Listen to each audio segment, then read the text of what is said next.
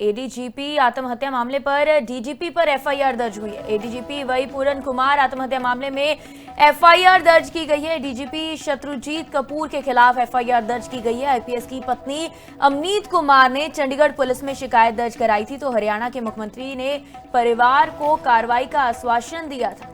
हरियाणा सरकार डीजीपी को छुट्टी पर भी भेज सकती है। कल शत्रुजीत कपूर ने सीएम सैनी से भी मुलाकात की है। एससी आयोग ने चंडीगढ़ के मुख्य सचिव और डीजीपी को नोटिस भी भेजा है। एससी आयोग ने 7 दिनों के भीतर रिपोर्ट मांगी है। वहीं राष्ट्रीय अनुसूचित जाति आयोग ने दलित आईपीएस अधिकारी वही पूरन कुमार की कथित आत्महत्या का संज्ञान लिया है और चंडीगढ़ के मुख्य सचिव और डीजीपी को नोटिस जारी किया है। आयोग ने दोनों अधिकारियों को 7 दिनों के भीतर कार्रवाई की रिपोर्ट प्रस्तुत करने का निर्देश दिया है। एडीजीपी की तरफ से आत्महत्या के मामले पर लगातार है जो कार्रवाई करने को लेकर परिवार की तरफ से है जो बयान दिया गया था। इसी मामले को लेकर हरियाणा के मुख्यमंत्री नायब सैनी ने परिवार के साथ भी मुलाकात की और आश्वासन दिया कि जो कार्रवाई है वो की जाएगी। एफआईआर दर्ज कर ली गई है। चंडीगढ़ पुलिस की तरफ से एफआईआर दर्ज की गई है। वहीं एससी आयोग ने चंडीगढ़ के मुख्य सचिव और डीजीपी को नोटिस भेजा है। 7 दिनों के भीतर रिपोर्ट मांगी है। वही पूरन कुमार की तरफ से आत्महत्या की है। और जानकारी के लिए मेरे सहयोगी मृदुल हमारे साथ जुड़े हैं। जी मृदुल, एडीजीपी की तरफ से जो आत्महत्या का मामला है इस पर और क्या कुछ कार्रवाई सामने देखने को मिल रही है?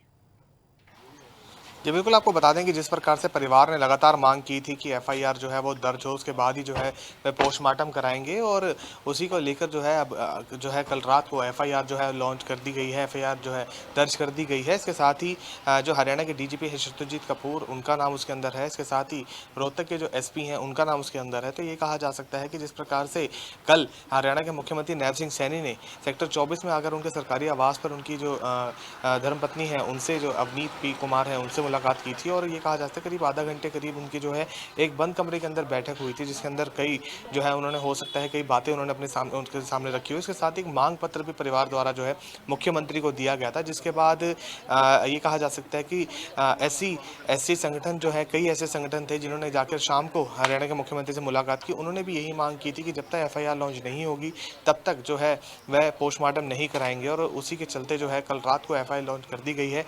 अब देखने वाली बात यह है कि अब मामले की जो कार्रवाई है वो चंडीगढ़ पुलिस कर रही है। इसके साथ ही एससी आयोग भी जो है, एससी आयोग ने भी इसमें एक बड़ा कदम उठाया है। एससी आयोग ने चंडीगढ़ के जो डीजीपी हैं, इसके साथ ही चीफ सेक्रेटरी, दोनों को जो है 7 दिन के अंदर रिपोर्ट देने के लिए जो है वो उनको कहा है। अब देखने वाली बात यह है कि 7 दिन बाद जब ये रिपोर्ट आती है तो उस रिपोर्ट के अंदर क्या कुछ निकल के सामने आता है, ये देखने वाली बात होगी। इस समय सेक्टर 24 उनके आवास के सामने खड़े और मैं आपको बता दूं कि लगातार यहाँ पर आईपीएस और आईएएस अधिकारियों को आना जाना जो है वो लगातार जारी है।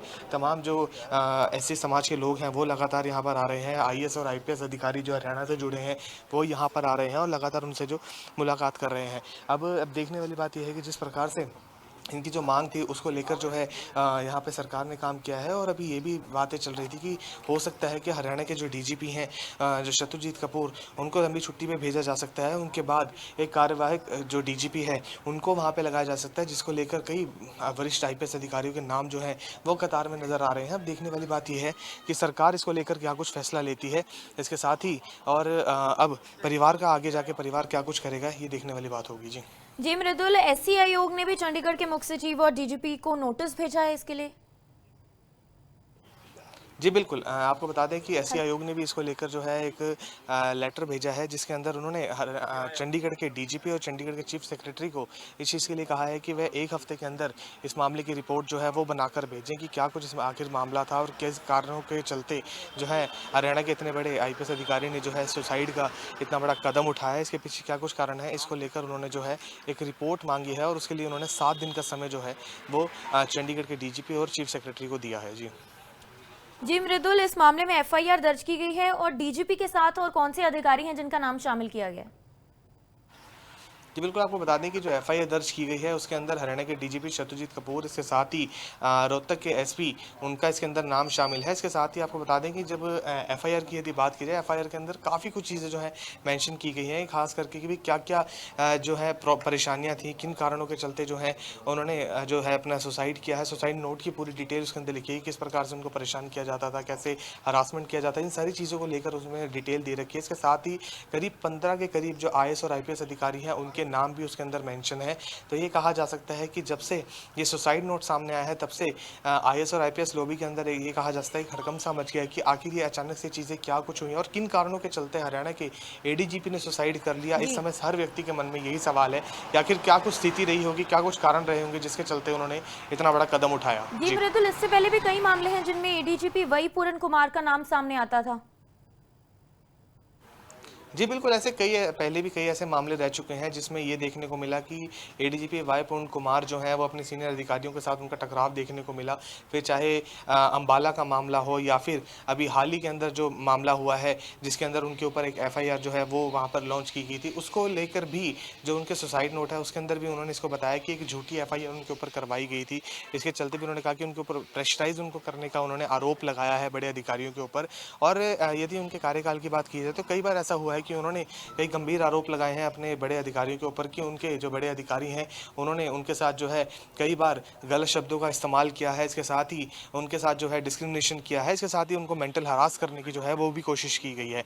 तो ये कहा जा सकता है कि जब जांच होगी इस पूरे मामले की, जांच के अंदर क्या कुछ निकल के सामने आता है और अगर ये बात सामने निकल कर आती तो क्या कुछ इस पर एक्शन लिया जाएगा, ये बात देखने वाली होगी। जी जी मृदुल, हमारे साथ जानकारी साझी करने के लिए आपका धन्यवाद।